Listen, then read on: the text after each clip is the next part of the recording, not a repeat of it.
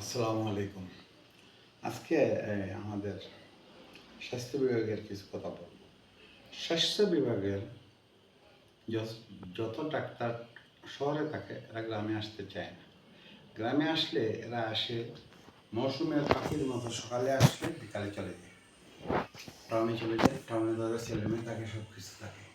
এ সম্পর্কে হাজার আইন করার কোনো লাভ হয় না।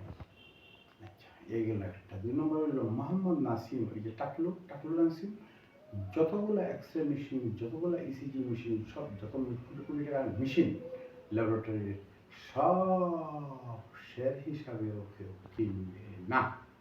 এই মেশিনগুলা টাকলু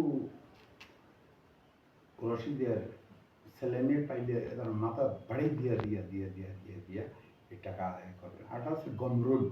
এই গমরুল ছিল এরা, এই যে ফসা গমান ছিল, এরাও ধইরা এর সম্পত্তি ক্রোক কইরা এই ক্ষতিটা মেটানোর জন্য আমি আহ্বান করছি। আর এই যে বিভাগীয় শহরে ওষুধ সাপ্লাই দিবেন, ঠিক আছে, আর এই যে উপজেলা লেভেলে কোনো ওষুধ টষুধ দিবেন না, দিবেন স্যালাইন প্যারাসিটামল, ওই শেষ।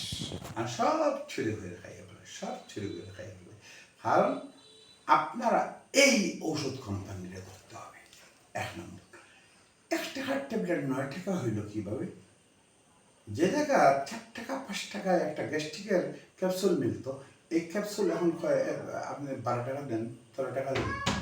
হ্যাঁ, এটা কোন দেশে পাইল? কোন দেশের কারবার?